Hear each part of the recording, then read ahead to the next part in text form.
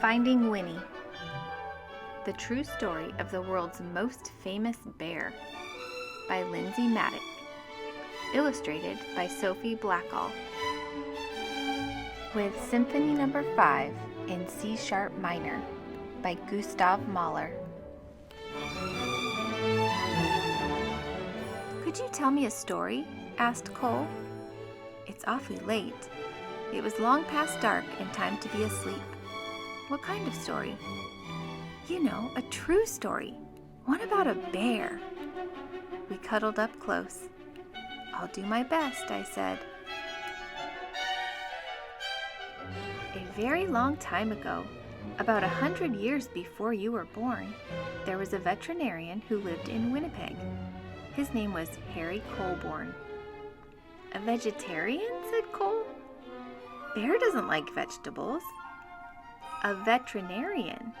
It means an animal doctor." "I know that," Cole said.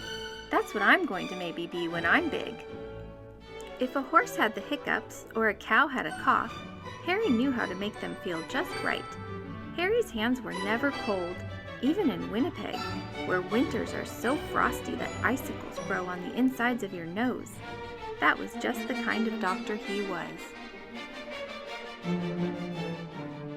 But a day came when Harry had to say goodbye to Winnipeg. There was a war far, far away, beyond the end of the country and on the other side of the ocean, and he was going to help. He would be caring for the soldiers' horses. Harry rode east on a train full of other soldiers. He leaned his head against the window, watching the land scroll by, wondering what it would be like to be so far from home. The train rolled right through dinner, and over the sunset, and around 10 o'clock, and into a nap, and out the next day, until it stopped at a place called White River. Harry decided to stretch his legs. On the train platform was a man on a bench with a baby.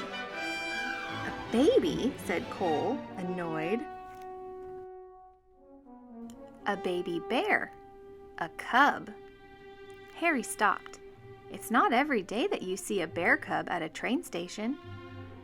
That bear has lost his mother, he thought, and that man must be the trapper who got her. "What do trappers do?" asked Cole. "It's what trappers don't do. They don't raise bears."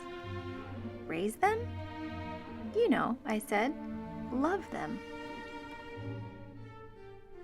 Harry thought for a long time. Then he said to himself, "There is something special about that bear." He felt inside his pocket and said, "I shouldn't." He paced back and forth and said, "I can't." Then his heart made up his mind, and he walked up to the trapper and said, "I'll give you $20 for the bear." "Is $20 a lot?" asked Cole. "Back then," I said, "even more than a lot." "Captain Colborne," said the colonel on the train, as the little bear sniffed at his knees, "we're on a journey of thousands of miles, heading into the thick of battle, and you propose to bring this most dangerous creature?" Bear stood straight up on her hind legs, as if to salute the colonel. The colonel stopped speaking at once, and then, in quite a different voice, he said, "Oh, hello." The men of Harry's regiment squeezed by to have a look. "I've decided to name her Winnipeg," Harry told them, "so we'll never be far from home. Winnie, for short." They had a very long way to travel, and they had already gone 3 or 4 feet when Winnie grew hungry. "What do bears eat?" the men wondered. "What don't they eat?" said Harry. "Vegetables," Cole reminded me. Winnie ate vegetables, I said. She ate everything except onions. They brought her carrots and potatoes and apples and tomatoes and eggs and beans and bread and a tin of fish and some slop in a dish. But Winnie was still hungry. "How about dessert?" said Harry, holding up a bottle of condensed milk. Taking the treat with her paws, Winnie lay on her back and hummed a happy song as she drank. The men roared. Harry and Winnie gathered with soldiers from all over Canada in the green fields of Valcartier. A whole city of tents had sprung up there.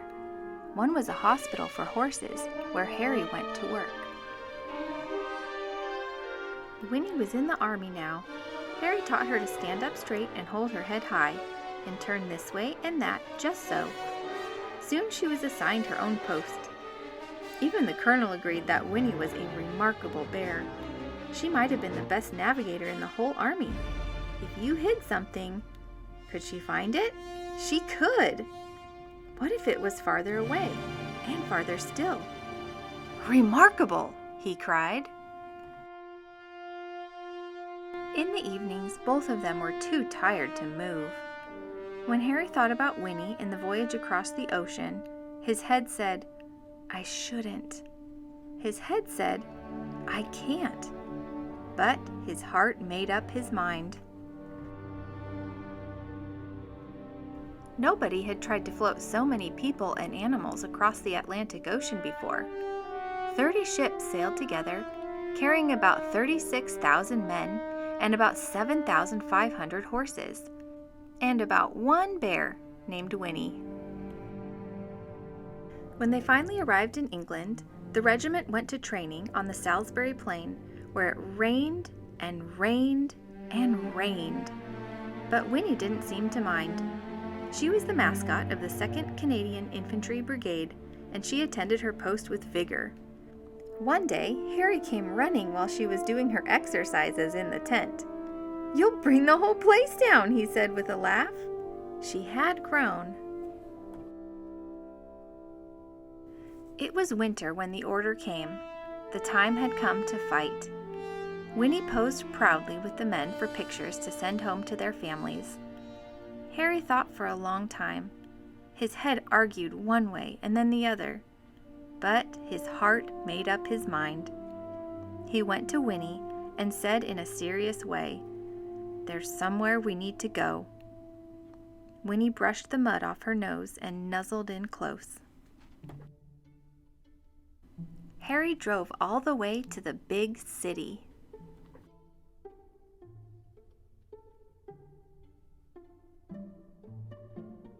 "Here we are," said Harry. "The London Zoo." Harry took a deep breath. "Winnie, this is going to be your home for a while," he said. She tilted her head. "We're shipping out to France," he explained. "I have to take care of the horses at the front." She rested her big head against him. "I know you want to come, but it's not safe." Winnie's head bowed. Harry's hands were warm as sunshine, as usual. "There's something you must always remember," Harry said. "It's the most important thing, really. Even if we're apart, I'll always love you. You'll always be my bear." "Is that the end?" "That's the end of Harry and Winnie's story," I said. "But I don't want it to be over," said Cole. "Sometimes," I said, "you have to let one story end so the next one can begin." "How do you know when that will happen?" "You don't," I said, "which is why you should always carry on." Once upon a time, there was a little boy with a stuffed bear. He'd had this bear ever since he was a baby, but somehow the boy had never found the right name for him. He'd tried Teddy and Edward and even Big Bear. One day, the boy went to visit the London Zoo with his father, and there was a bear, a real bear, on the terraces there. Right away, the boy thought, "There's something special about that bear." Her name was Winnie. They became true friends. The boy was allowed to come right inside her enclosure to play. Once the boy found Winnie, he knew just what to call his stuffed bear. He named it Winnie the Pooh, and the boy was called... "Cole?" said Cole. His name was Christopher Robin Milne. Christopher Robin would visit Winnie at the zoo, and then he would take his stuffed animal on all sorts of adventures in the wood behind his home. His father, Alan Alexander Milne, wrote books all about them. Harry's Winnie became Winnie the Pooh, and there has never been a more beloved bear. "But what about Harry?" asked Cole. When Harry visited Winnie at the zoo, he saw how happy she was. She was being raised. She was truly loved. And that was all he had ever wanted from the moment they met at the train station in White River. So, after the war, Harry returned to Winnipeg and his life as an animal doctor. Before long, he was married and had a son named Fred. And Fred had a daughter named Laureen, and Laureen had a daughter named Lindsay, which is me. And then I had a son. When I saw you, I thought, there is something special about this boy. So I named you after your great-great-grandfather, Captain Harry Colborne. I named you Cole. "That's me," said Cole in a whisper. "That's you." "And that's Winnie?" "Yes," I said, "that's Winnie." "And it's all true?" "Sometimes the best stories are," I said. Cole's eyes grew big, and he said nothing for a long time. Then he hugged his own bear close and let out a yawn that reached far away, and they both turned over and fell asleep.